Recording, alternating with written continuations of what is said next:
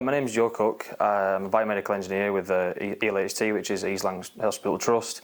I've been here for about 4.5 years now. I've started off at the bottom, so I've been an apprentice.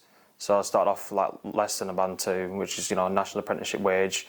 Then you have to do the bread and butter things, doing all the basics, your safety testing, your shadowing, and all the regular stuff like wiring a plug. And then the longer you're there, the more experience you get and the more things you can look at. And I think it's one of them things that's a bit obscure. Not many people know about it.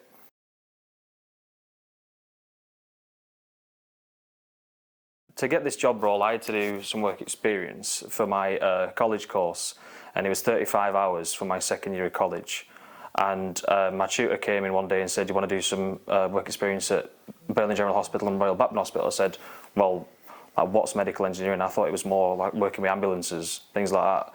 And then so I enrolled on the work experience, and then I went with my friend Edgar, and we did 5 full days, like 8 hours of doing work experience. So then got to the basics of all the machinery and met the staff, and saw like some live imagery of what the machines do with this and that. And once I completed that, it helped me get this job, because once the post was gone out, it helped me to get it, because I said, "Look, I've done work experience, I've met you all, you know who I am," and it really helped me to manage to get the job. Otherwise, if I came with no experience at all, it's a lot harder, especially when I was 18, I think, at the time. I hadn't really done much before.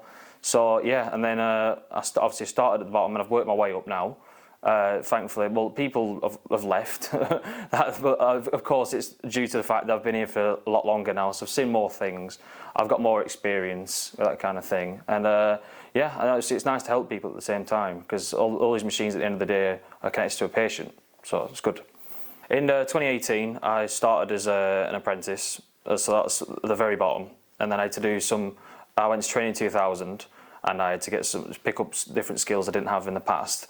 And then I was shadowing other members of staff. And once I had a bit more training, then I moved up to a junior engineer kind of thing. I was there for about 2 years. And then once a couple of my colleagues left, an opportunity came around for me to move up. I was still shadowing more senior members of staff. And once I did that, then I finally moved up to I'm fully qualified. I finished my apprenticeship.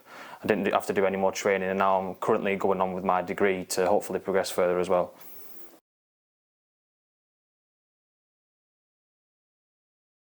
There's a lot of things I like about my job, but I think the thing I like the most is the fact that you are helping people. I mean, because and also it's to do with the machinery. So I like how things work, and once I've figured out how to fix it, and you go away for a couple of hours in the workshop and you break this thing down and put it all back together and it works again, and then you give it back to a member of staff and they're really pleased with it, you've done it, and you know it's going to help a patient. Because obviously during COVID and things, the pressure was crazy on the wards, a lot of equipment shortages. Thankfully we got some more funding, some more equipment was bought, and that managed to sort that out. However, when you actually give this equipment back to the people, it's just a really good feeling, because otherwise they'd be short.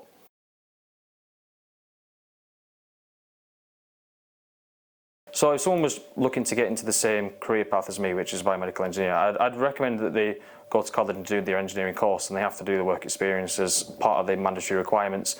And it helps you find a different path of, instead of just being an electrician or a mechanic, it's a bit of a niche market, and I think it's really interesting. And if you were going to join this role, I would recommend doing the work experience, because my interview, I was expected to have some background knowledge of electrical equipment, and such as wiring a plug on the first day, and I didn't have a clue. So it'd be beneficial if you had an understanding a little bit before you just joined and got thrown at the deep end. Yeah. I would like to encourage more people to become a biomedical engineer, because it's, as I said, it's niche and not many people know about it. People still don't understand what EBME stands for, electro biomedical engineering. The staff on the ward still don't know what it stands for, don't know who to call when things break, and we have quite a lot of older members of staff who will eventually retire. However, there's older people in the department, and once they retire, they're going to take all the skills with them. And it's nice to get younger people in the department, because then you're not losing members of staff and getting staff shortages and all that.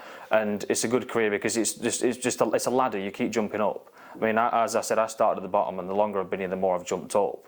it's not just like you're stuck in the same place forever, because you get to do more complex equipment. Instead of, obviously when I started it was just thermometers, but then the longer you're here they get to do more interesting things like defibrillators and x-ray machines. It's all interesting the longer you stay here.